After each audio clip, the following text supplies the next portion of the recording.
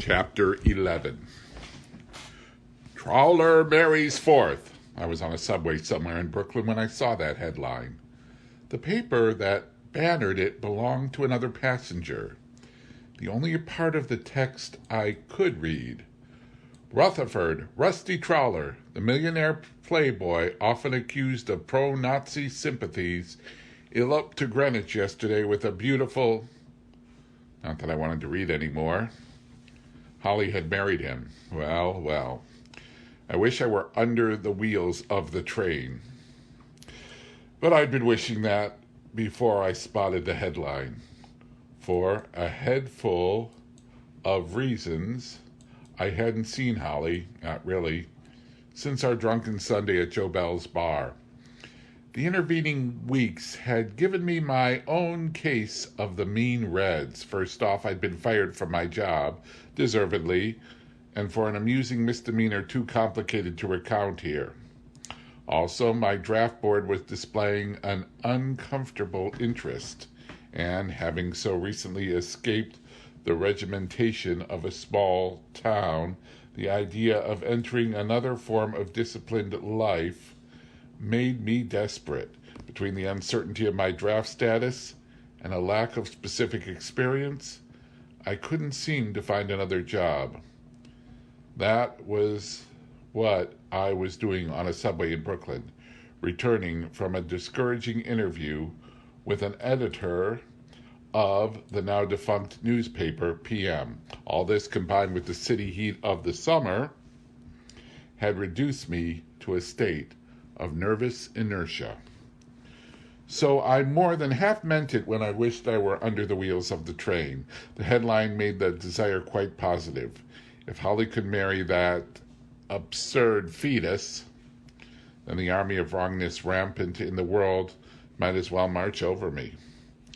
Or, and the question is apparent, was my outrage a little the result of being in love with Holly myself? A little. For I was in love with her, just as I'd once been in love with my mother's elderly colored cook and a postman who let me follow him on his rounds, and a whole family named McKendrick. That category of love generates jealousy too. But when I reached my station, I bought a paper, and reading the tail end of that sentence, discovered that Rusty's bride was a beautiful cover girl from Arkansas Hills, Miss Margaret Thatcher Fitzhugh Wildwood. Mag! My legs went so limp with relief, I took a taxi the rest of the way home. Madame Sophia Spinella met me in the hall, wild-eyed and wringing her hands. "Run," she said. "Bring the police. She's killing somebody. Somebody's killing her." It sounded like it, as though tigers were loose in Holly's apartment, a riot of crashing glass and rippings and callings and overturned furniture.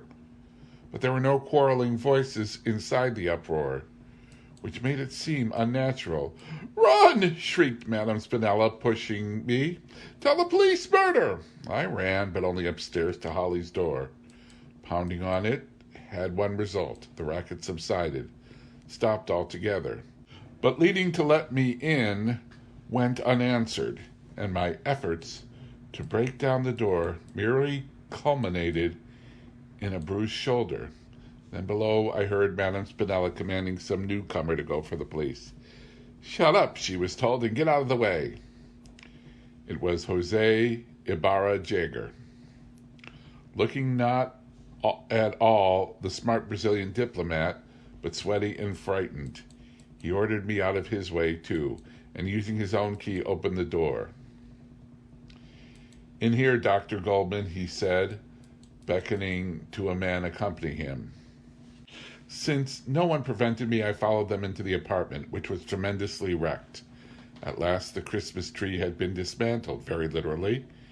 Its brown, dry branches sprawled in a welter of torn-up books, broken lamps, and phonograph records. Even the icebox had been emptied, its contents tossed around the room. Raw eggs were sliding down the walls, and in the midst of the debris, Holly's no-name cat was calmly licking a puddle of milk. In the bedroom, the smell of smashed perfume bottles made me gag. I stepped on Holly's dark glasses. They were lying on the floor, the lenses already shattered, the frames cracked in half. Perhaps that is why Holly, a rigid figure on the bed, stared at Jose so blindly, seemed not to see the doctor, who, testing her pulse, crooned, "You're a tired young lady, very tired. You want to go to sleep, don't you? Sleep." Holly rubbed her forehead, leaving a smear of blood from a cut finger. "Sleep," she said, and whimpered like an exhausted, fretful child. "He's the only one would ever let me hug him on cold nights. I saw a place in Mexico with horses by the sea." "With horses by the sea?" lullabied the doctor, selecting from his black case a hypodermic. Jose averted his face, queasy at the sight of a needle. "Her sickness is only grief?" he asked, his difficult English lending the question an unintended irony. "She is grieving only? Didn't it hurt a bit? Now did it?" inquired the doctor, smugly stabbing Holly's arm with a scrap of cotton. She came to sufficiently to focus the doctor. "Everything hurts. Where are my glasses?" But she didn't need them. Her eyes were closing of their own accord. "She's only grieving," insisted Jose. "Please, sir," the doctor was quite short with him, "if you will leave me alone with the patient." Jose withdrew to the front room, where he released his temper on the snooping, tiptoeing presence of Madame Spinella. "Don't touch me. I'll call the police," she threatened, as he whipped her to the door with Portuguese oaths. He considered throwing me out, too, or so I surmised from his expression. Instead, he invited me to have a drink. The only unbroken bottle we can find contained dry vermouth. "I have to worry," he confided. "I have a worry that this should cause scandal, her crashing everything, conducting like a crazy. I must have no public scandal. It is too delicate. My name, my work." He seemed cheered to learn that I saw no reason for a, quote, scandal, end quote. Demolishing one's own possessions was, presumably, a private affair. "It is only a question of grieving," he declared. "When the sadness came first, she throws the drink she's drinking, the bottle, the books, the lamp. I am scared. I hurried to bring a doctor." "But why?" I wanted to know. Why should she have a fit over Rusty? If I were her, I'd celebrate. "Rusty?" I was still carrying my newspaper and showed him the headline. "Oh, that," he grinned rather scornfully. "They do us a grand favor, Rusty and Mag. We laugh over it. They think they break our hearts when all the time we want them to run away. I assure you, we were laughing when the sadness came." His eyes searched the litter on the floor. He picked up a ball of yellow paper. "This," he said. It was a telegram from Tulip, Texas. "Received notice. Young Fred killed in action. Overseas. Stop. Your husband and children join in the sorrow of our mutual loss. Stop. Letter follows. Love, Doc." Holly never mentioned her brother again, except once. Moreover, she stopped calling me Fred. June, July, all through the warm months, she hibernated like a winter animal who did not know spring had come and gone. Her hair darkened. She put on weight. She became rather careless about her clothes. Used to rush round to the delicatessen wearing a rain slicker and nothing underneath. Jose moved into the apartment, his name replacing Mag Wildwood's on the mailbox. Still, Holly was a good deal alone, for Jose stayed in Washington 3 days a week. During his absences, she entertained no one and seldom left the apartment, except on Thursdays, when she made her weekly trip to Ossining, which is not to imply that she had lost interest in life. Far from it. She seemed more content, altogether happier than I'd ever seen her. A keen, sudden unholly-like enthusiasm for homemaking resulted in several unholly-like purchases.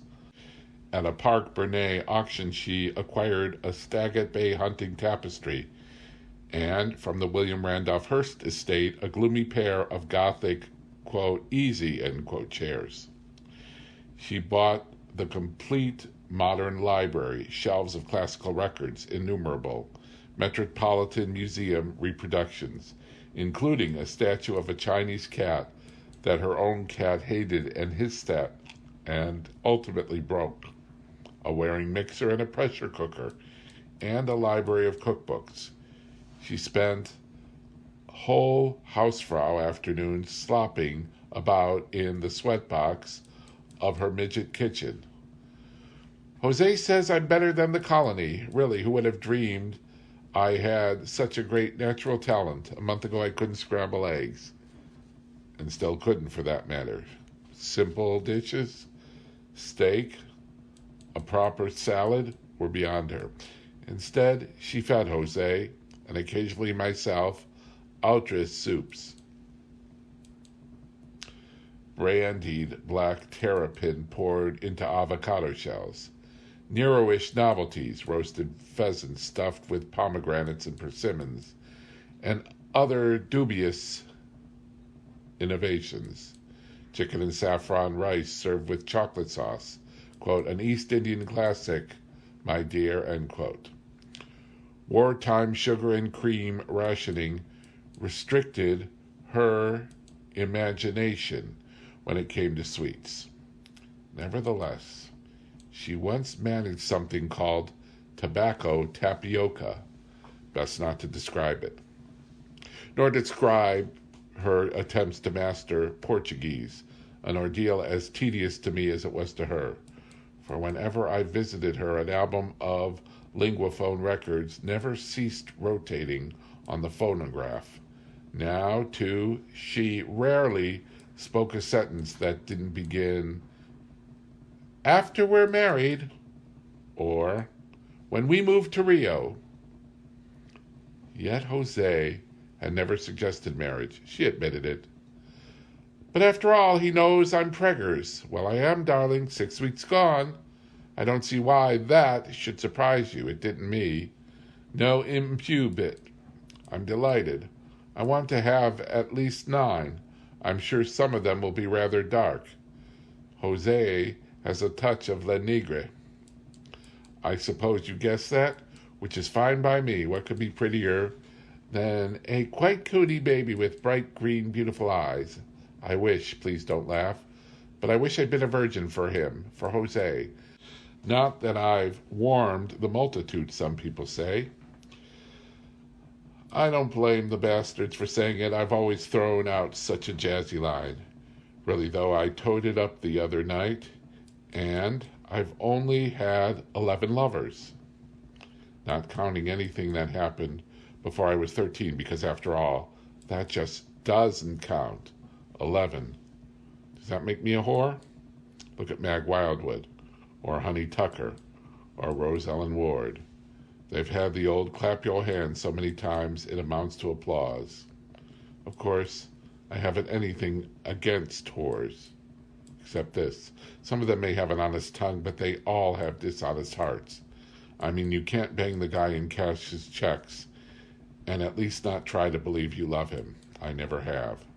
Even Benny Shacklet and all those rodents. I sort of hypnotized myself into thinking their sheer readiness had a certain allure. Except for Doc, if you want to count Doc. Jose is my first non-rat romance. Oh, he's not my idea of the absolute finito. He tells little lies, and he worries what people think, and he takes about 50 baths a day. Men ought to smell somewhat. He's too prim, too cautious to be my guy ideal. He always turns his back to get undressed, and he makes too much noise when he eats, and I don't like to see him run because there's something funny looking about him when he runs. If I were free to choose from everybody alive, just snap my finger and say, come here you, I wouldn't pick Jose. Nehru, he's nearer the mark. Wendell Willkie, I'd settle for Garbo any day. Why not? A person ought to be able to marry men or women. Or, listen, if you come to me and said you wanted to hitch up with man o' war, I'd respect your feeling. No, I'm serious. Love should be allowed. I'm all for it, now that I've got a pretty good idea what it is. Because I do love Jose. I'd stop smoking if he asked me to. He's friendly. He can laugh me out of the mean reds.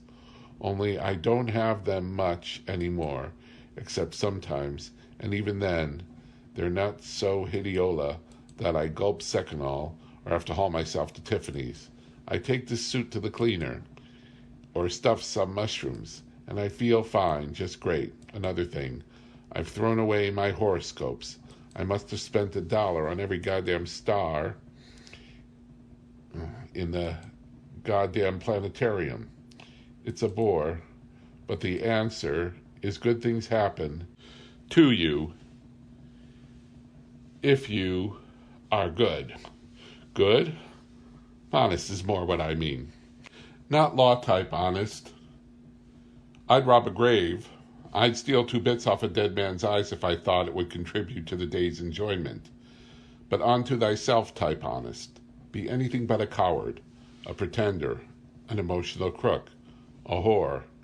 I'd rather have cancer than a dishonest heart, which isn't being pious, just practical. Cancer may cool you, but the others sure to. Oh, screw it, Cookie. Hand me my guitar, and I'll sing you a fada in the most perfect Portuguese.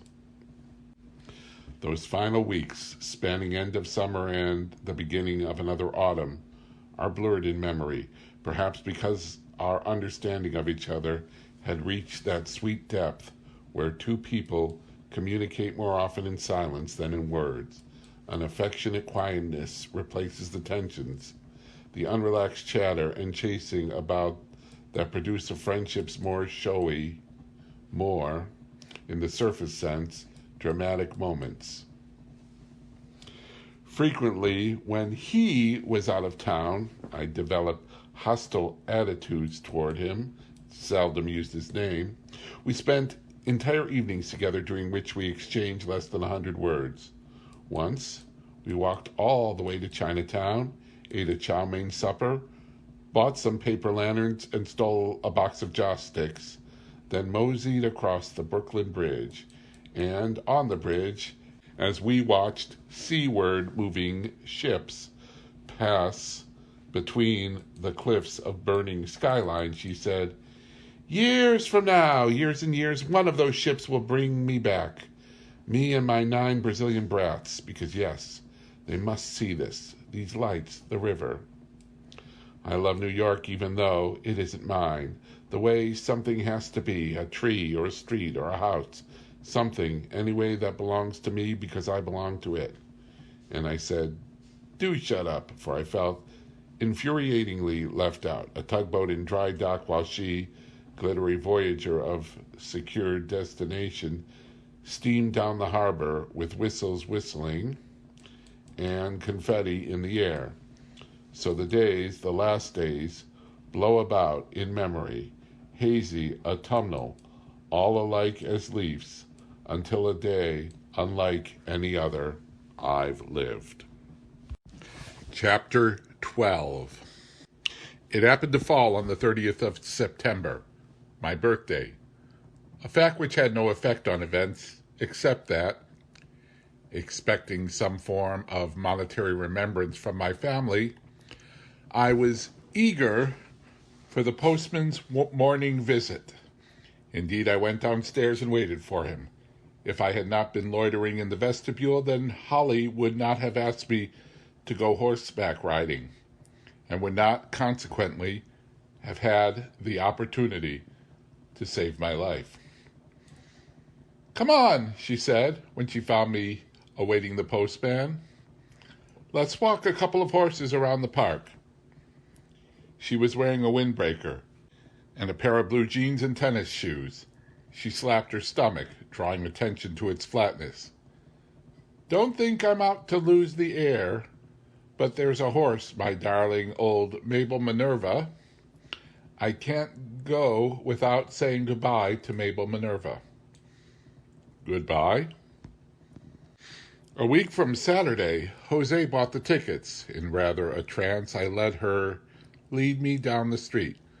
We changed planes in Miami, then over the sea, over the Andes. Taxi! Over the Andes. As we rode in a cab across Central Park, it seemed to be as though I, too, were flying, desolately floating over snow-peaked and perilous territory. But you can't. After all, what about... Well, you can't really run off and leave everybody. I don't think anyone will miss me. I have no friends. I will miss you. So will Joe Bell. And oh, millions, like Sally, poor Mr. Tomato. I loved old Sally, she said inside. You know I haven't been to see him in a month. When I told him I was going away, he was an angel. Actually, she frowned, he seemed delighted that I was leaving the country. He said it was all for the best because sooner or later there might be trouble if they found out I wasn't his real niece. That fat lawyer, O'Shaughnessy. O'Shaughnessy sent me $500 in cash, a wedding present from Sally. I wanted to be unkind. You can expect a present from me, too, when and if the wedding happens. She laughed. He'll marry me, all right, in church, and with his family there. That's why we're waiting till we get to Rio. Does he know you're married already? What's the matter with you? Are you trying to ruin the day? It's a beautiful day. Leave it alone. But it's perfectly possible. It isn't possible. I've told you that wasn't legal. It couldn't be. She rubbed her nose and glanced at me sideways. Mention that to a living soul, darling. I'll hang you by your toes and dress you for a hog. The stables, I believe they have been replaced by television studios, were on 66th Street. Holly selected for me an old swayback, black and white mare. Don't worry, she's safer than a cradle, which in my case was a necessary guarantee, for 10-cent pony rides at childhood carnivals were the limit of my equestrian experience.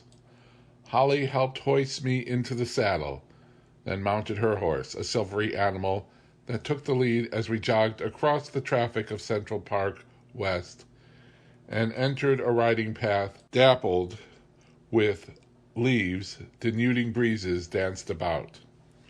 See, she shouted, it's great. And suddenly it was.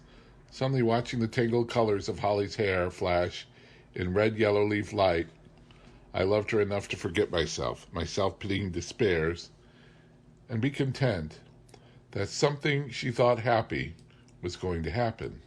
Very gently the horses began to trot. Waves of wind splashed us, spanked our faces. We plunged in and out of sun and shadow pools, and joy, a glad-to-be-alive exhilaration, jolted through me like a jigger of nitrogen. That was 1 minute. The next introduced farce in grim disguise. For all at once, like savage members of a jungle ambush, a band of Negro boys leaped out of the shrubbery along the path. Hooting, cursing, they launched rocks and thrashed at the horses' rumps with switches. Mine, the black and white mare, rose on her hind legs, whinnied, teetered like a tightrope artist, then blue-streaked down the path, bouncing my feet out of the stirrups and leaving me scarcely attached. Her hoofs made the gravel stones spit sparks. The sky careened. Trees, a lake with little boy sailboats, statues went by lickety-split. Nursemaids rushed to rescue their charges from our awesome approach. Men, bums, and others yelled, "Pull in the reins," and "Whoa, boy, whoa," and "Jump." It was only later that I remembered these voices. At the time, I was simply conscious of Holly, the cowboy sound of her racing behind me, never quite catching up, and over calling encouragements. onward, across the park and out into Fifth Avenue, stampeding against the noonday traffic, taxis, buses that screechingly swerved. Past the Duke Mansion, the Frick Museum, past the Pierre and the Plaza. But Holly gained ground. Moreover, a mounted policeman had joined the chase. Flanking my runaway mare, one on either side, their horses performed a pincer movement that brought her to a steamy halt.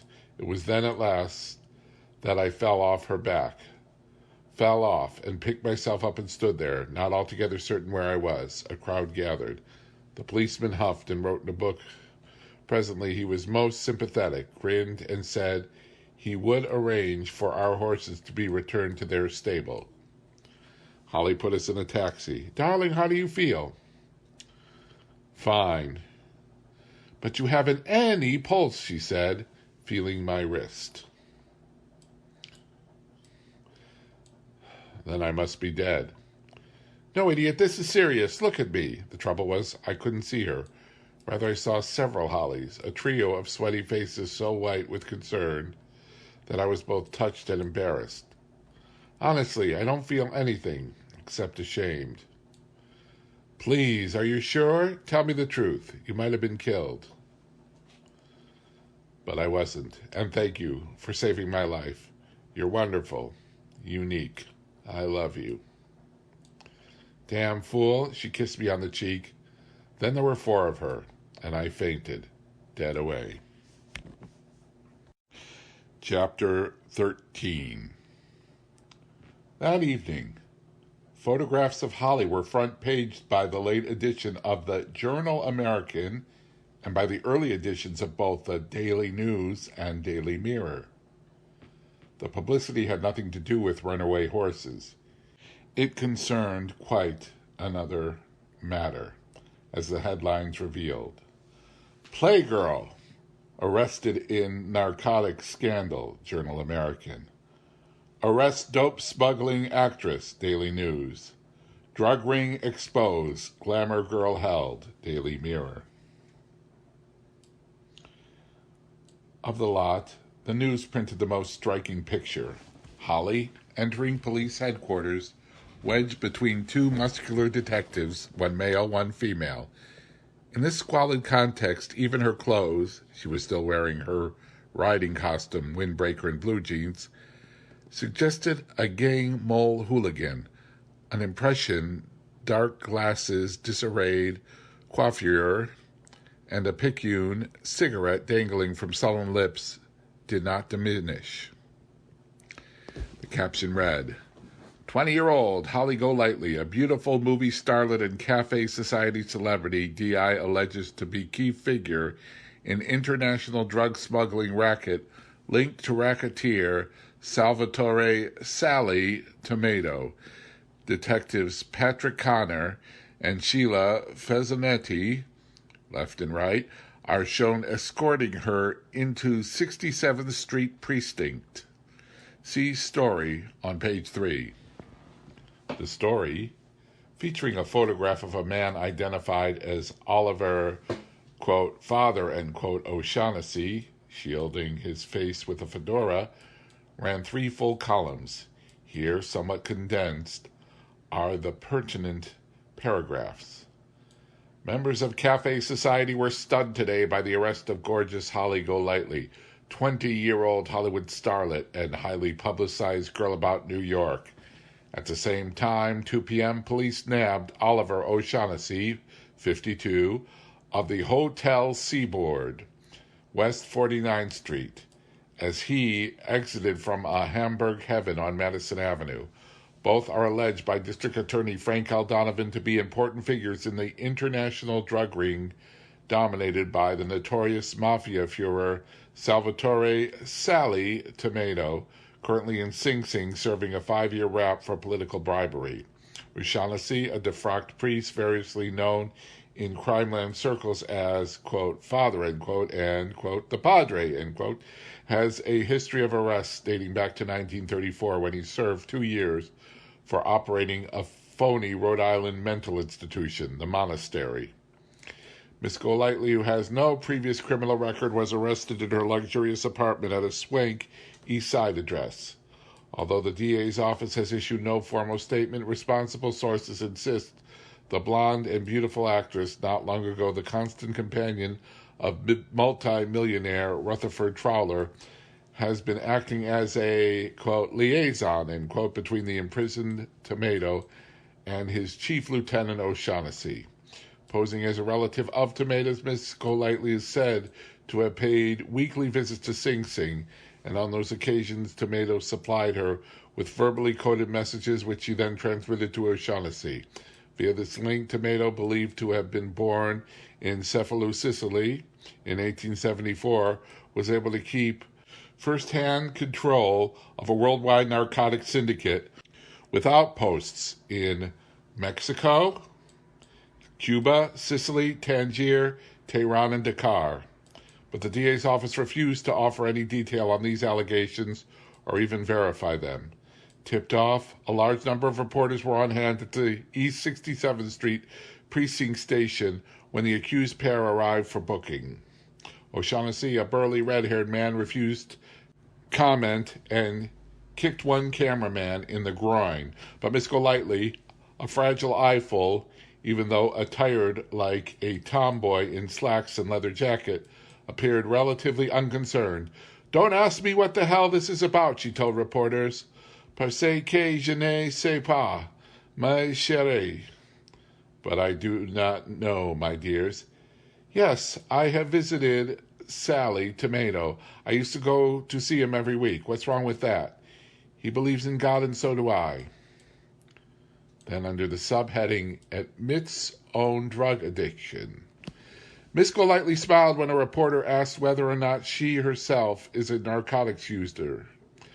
"I've had a little go at marijuana. It's not half so destructive as brandy. Cheaper, too. Unfortunately, I prefer brandy.